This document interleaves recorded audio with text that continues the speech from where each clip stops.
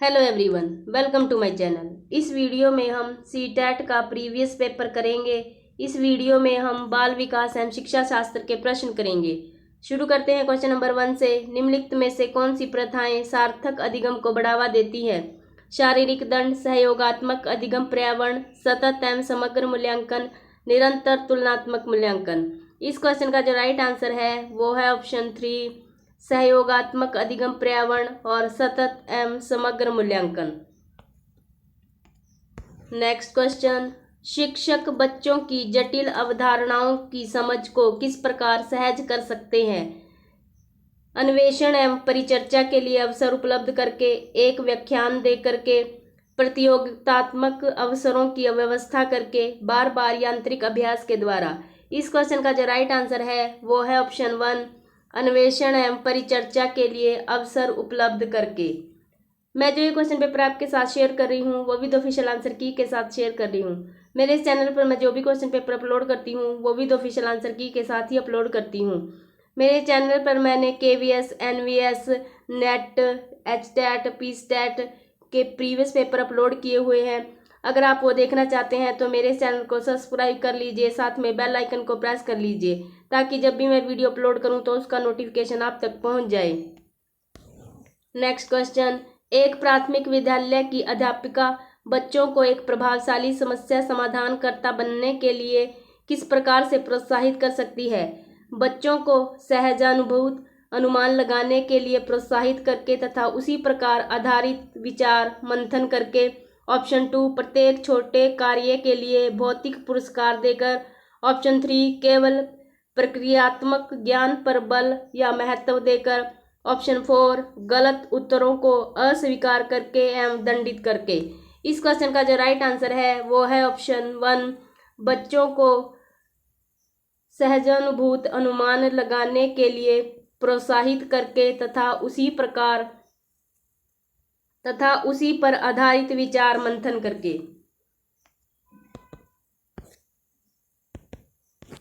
Next question, निम्नलिखित में से कौन सा द्वितीयक समाजीकरण एजेंसियों का उदाहरण है? मीडिया एवं पास पड़ोस। ऑप्शन 2, परिवार एवं पास पड़ोस। ऑप्शन 3, परिवार एवं मीडिया। ऑप्शन 4, विद्यालय एवं मीडिया। इस क्वेश्चन का जो राइट आंसर है वो है ऑप्शन 4, विद्यालय एवं मीडिया। नेक्स्ट क्वेश्चन, निम्नलिखित अवधि में से किसमें शारीरिक वृद्धि एवं विकास तीव्र गति से घटित होता है? ऑप्शन 1, किशोरावस्था एवं वयस्कावस्था।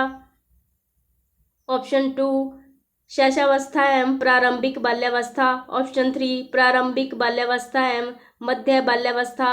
ऑप्शन 4, मध्य बाल्यावस्था एवं किशोरावस्था। इस क्वेश्चन का जो राइट आंसर है वो है ऑप्शन 2, शैशवावस्था एवं प्रारंभिक बाल्यावस्था। नेक्स्ट क्वेश्चन, निम्नलिखित में से कौन सा विकास का सिद्धांत नहीं है? विकास सार्वभौमिक है तथा सांस्कृतिक संदर्भ इसे प्रभावित नहीं करते।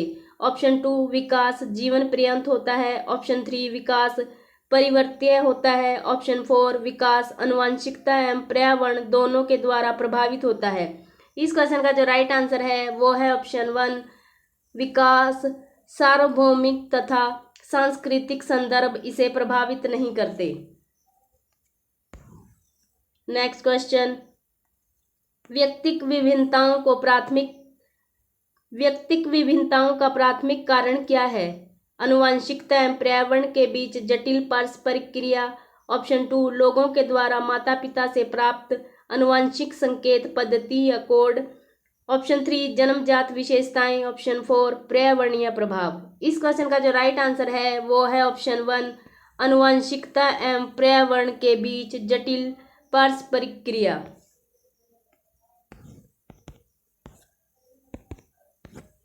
नेक्स्ट क्वेश्चन, बच्चों में जेंडर रूढ़िवादिता एवं जेंडर भूमिका अनुरूपता को कम करने के लिए निम्नलिखित में से कौन सी पद्धति प्रभावशाली है? ऑप्शन 1, जेंडर पृथक बैठने की व्यवस्था करना।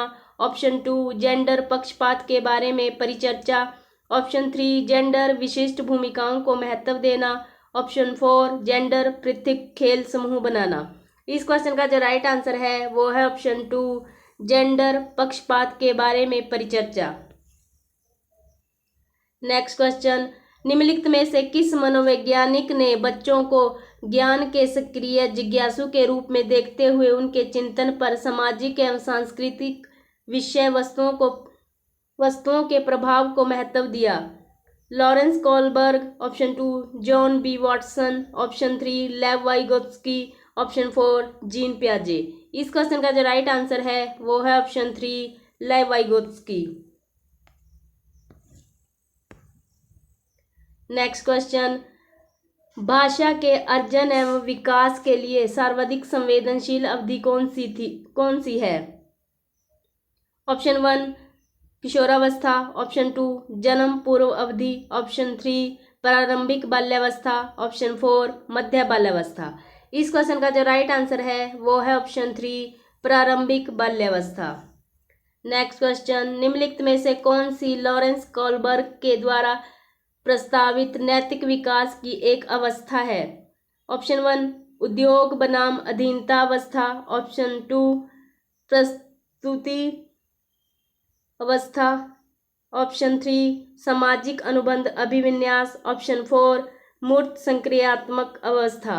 इस क्वेश्चन का जो राइट आंसर है वो है ऑप्शन 3 सामाजिक अनुबंध अभिविन्यास। नेक्स्ट क्वेश्चन, कक्षा में परिचर्चा के दौरान एक शिक्षक प्रायः लड़कियों की तुलना में लड़कों पर अधिक ध्यान देता है, यह किसका उदाहरण है? जेंडर समरूपता, ऑप्शन 2 जेंडर पक्षपात, ऑप्शन 3 जेंडर पहचान, ऑप्शन 4 जेंडर संबंधता। इस क्वेश्चन का जो राइट आंसर है वो है ऑप्शन 2 जेंडर पक्षपात। नेक्स्ट क्वेश्चन, बच्चों के संज्ञानात्मक विकास के संदर्भ में निम्नलिखित में से कौन सी पियाजे की संरचना है? ऑप्शन 1 प्रबलन, ऑप्शन 2 स्कीमा, ऑप्शन 3 अवलोकन अधिगम, ऑप्शन 4 अनुबंधन। इस क्वेश्चन का जो राइट आंसर है वो है ऑप्शन 2 स्कीमा। नेक्स्ट क्वेश्चन, जिंगसा पहेली को करते समय 5 वर्ष की नजमा स्वयं से कहती है, नीला टुकड़ा कहाँ है? नहीं, यह वाला नहीं, गाढ़े रंग वाला, जिससे यह जूता पूरा बन जाएगा। इस प्रकार की वार्ता को वाइगोत्स्की किस तरह संबोधित करते हैं? ऑप्शन 1 आत्म केंद्रित वार्ता, ऑप्शन 2 व्यक्तिगत वार्ता, ऑप्शन 3 जोर से बोलना, ऑप्शन 4 पाठ या ढांचा। इस क्वेश्चन का जो राइट आंसर है वो है ऑप्शन 2 व्यक्तिगत वार्ता। नेक्स्ट क्वेश्चन, बच्चों को संकेत देना तथा आवश्यकता पड़ने पर सहयोग प्रदान करना निम्नलिखित में से किसका उदाहरण है? ऑप्शन 1 पाठ या ढांचा, ऑप्शन 2 प्रबलन, ऑप्शन 3 अनुबंधन, ऑप्शन 4 मॉडलिंग। इस क्वेश्चन का जो राइट आंसर है वो है ऑप्शन 1 पाठ या ढांचा। नेक्स्ट क्वेश्चन, निम्नलिखित व्यवहारों में से कौन सा जीन पियाजे के द्वारा प्रस्तावित मूर्त संक्रियात्मक अवस्थाओं को विशेषित करता है? ऑप्शन 1 प्रतीकात्मक खेल विचारों की अनुत्क्रमणीयता, ऑप्शन 2 परिकल्पित निगमनात्मक तर्क साध्यात्मक विचार, ऑप्शन 3 संरक्षण कक्षा समावेशन, ऑप्शन 4 अस्थगित अनुकरण पदार्थ स्थायित्व। इस क्वेश्चन का जो राइट आंसर है वो है ऑप्शन 3 संरक्षण कक्षा समावेशन।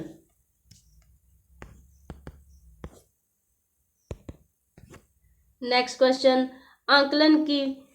आंकलन का प्राथमिक उद्देश्य क्या होना चाहिए? ऑप्शन 1 रिपोर्ट कार्ड में उत्तीर्ण या अनुत्तीर्ण अंकित करना, ऑप्शन 2 विद्यार्थियों के लिए श्रेणी निश्चित करना, ऑप्शन 3 संबंधित अवधारणाओं के बारे में बच्चों की स्पष्टता तथा भ्रांतियों को समझना, ऑप्शन 4 विद्यार्थियों के प्राप्त अंकों के आधार पर उनको नामांकित करना।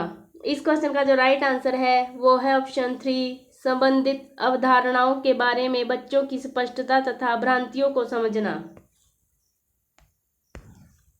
नेक्स्ट क्वेश्चन, निम्नलिखित में से कौन सा बुद्धि के बारे में सही है? ऑप्शन 1 बुद्धि बहुआयामी है तथा जटिल योग्यताओं का एक समूह है। ऑप्शन 2 बुद्धि एक निश्चित योग्यता है जो जन्म के समय ही निर्धारित होती है। ऑप्शन 3 बुद्धि को मानकीकृत परीक्षणों के प्रयोग से सटीक रूप से मापा एवं निर्धारित किया जा सकता है। ऑप्शन 4 बुद्धि एक एकात्मक कारक तथा एक एकाकी विशेषक है। इस क्वेश्चन का जो राइट आंसर है वो है ऑप्शन 1 बुद्धि बहुआयामी है तथा जटिल योग्यताओं का एक समूह है। नेक्स्ट क्वेश्चन, रूही हमेशा समस्या के एकाधिक समाधानों के बारे में सोचती है। इनमें से काफी समाधान मौलिक होते हैं। रूही किन गुणों का प्रदर्शन कर रही है? ऑप्शन 1 आत्म केंद्रित विचारक, ऑप्शन 2 सृजनात्मक विचारक, ऑप्शन 3 अभिसारिक विचारक, ऑप्शन 4 अनमय विचारक। इस क्वेश्चन का जो राइट आंसर है वो है ऑप्शन 2 सृजनात्मक विचारक। नेक्स्ट क्वेश्चन, शिक्षा का अधिकार अधिनियम 2009 में उल्लेख की गई समावेशी शिक्षा की अवधारणा निम्नलिखित में से किस पर आधारित है? ऑप्शन 1 मुख्यतः व्यावसायिक शिक्षा उपलब्ध करा के अशक्त बच्चों को मुख्यधारा में शामिल करना। ऑप्शन 2 व्यवहारवादी सिद्धांत। ऑप्शन 3 अशक्त बच्चों के प्रति एक सहानुभूतिक अभिवृत्ति। ऑप्शन 4 अधिकार आधारित मानवतावादी परिप्रेक्ष्य। इस क्वेश्चन का जो राइट आंसर है वो है ऑप्शन 4 अधिकार आधारित मानवतावादी परिप्रेक्ष्य। नेक्स्ट क्वेश्चन, शिक्षण अधिगम प्रक्रिया में वंचित समूहों से संबंधित विद्यार्थियों के द्वारा सहभागिता कम होने की स्थिति में एक शिक्षक को क्या करना चाहिए? ऑप्शन 1 अपनी शिक्षण पद्धति पर विचार करना चाहिए तथा बच्चों की सहभागिता में सुधार करने के लिए नए तरीके ढूंढने चाहिए।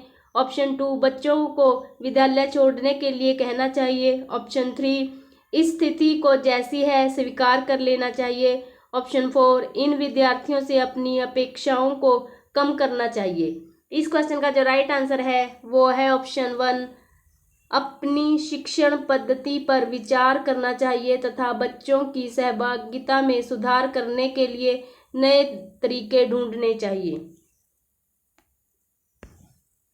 नेक्स्ट क्वेश्चन, एक समावेशी कक्षा में एक शिक्षक को विशिष्ट शैक्षिक योग्यताओं को तैयार करने के लिए हतोत्साहित होना चाहिए। ऑप्शन 2 तैयारी नहीं करनी चाहिए। ऑप्शन 3 कभी कभी तैयार करना चाहिए। ऑप्शन 4 सक्रिय रूप से तैयार करना चाहिए।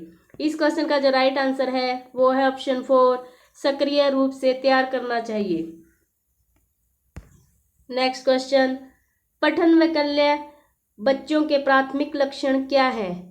ऑप्शन 1 एक ही गति विषयक कार्यों को बार बार दोहराना। ऑप्शन 2 न्यून अवधान विकार।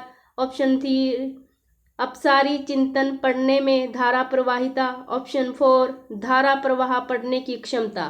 इस क्वेश्चन का जो राइट आंसर है वो है ऑप्शन 4 धारा प्रवाह पढ़ने की अक्षमता।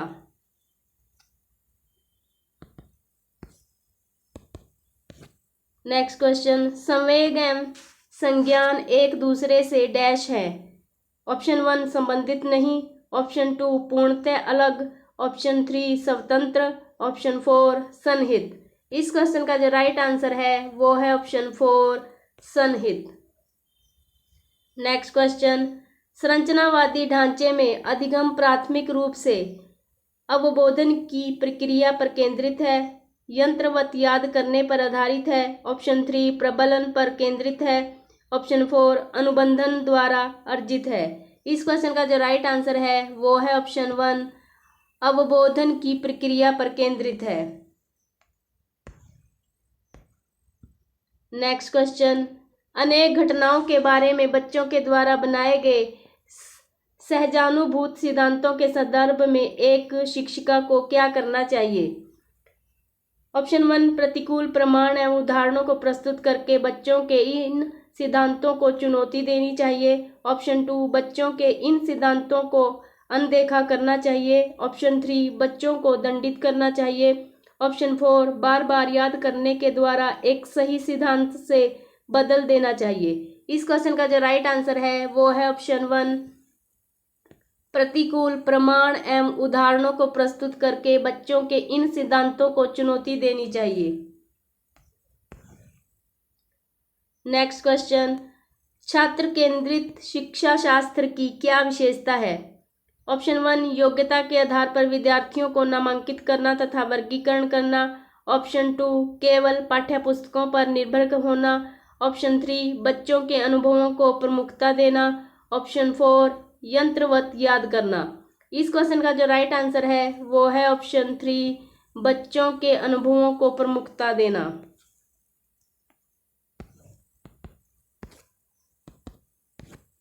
नेक्स्ट क्वेश्चन, संरचनावादी सिद्धांतों के अनुसार अधिगम के बारे में निम्नलिखित कथनों में से कौन सा सही है? ऑप्शन 1 अधिगम सक्रिय विनियोजन के द्वारा ज्ञान की संरचना की प्रक्रिया। ऑप्शन 2 अधिगम पुनरुत्पादन एवं स्मरण की प्रक्रिया। ऑप्शन 3 अधिगम यंत्रवत याद करने की प्रक्रिया। ऑप्शन 4 अधिगम आवृत्तीय संबंध के द्वारा व्यवहारों का अनुबंधन है। इस क्वेश्चन का जो राइट आंसर है वो है ऑप्शन 1 अधिगम सक्रिय विनियोजन के द्वारा ज्ञान की संरचना की प्रक्रिया है। नेक्स्ट क्वेश्चन, विद्यार्थियों को स्पष्ट उदाहरण एवं गैर उदाहरण देने का क्या परिणाम है? ऑप्शन 1 यह अवधारणात्मक समझ के बजाय कार्यविधिक प्रक्रियात्मक ज्ञान पर ध्यान केंद्रित करता है। ऑप्शन 2 अवधारणात्मक परिवर्तनों को प्रोत्साहित करने के लिए यह एक प्रभावशाली तरीका है।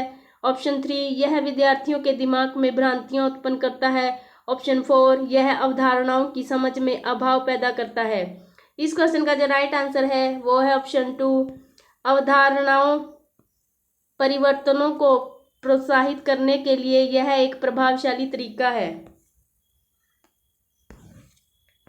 नेक्स्ट क्वेश्चन, बच्चों को अधिगम गतिविधियों में भागीदारी करने के लिए लगातार पुरस्कार एवं दंड देना का प्रयोग करने से क्या प्रभाव पड़ता है?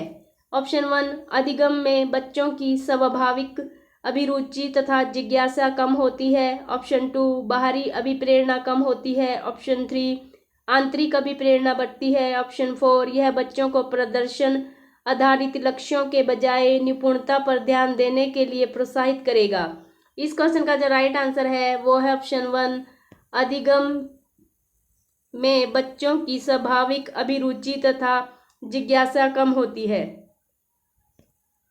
आई होप ये वीडियो आप सभी के लिए हेल्पफुल रहेगी। अगर आप वीडियो अच्छी लगे तो वीडियो को लाइक कर दीजिए, शेयर कर दीजिए।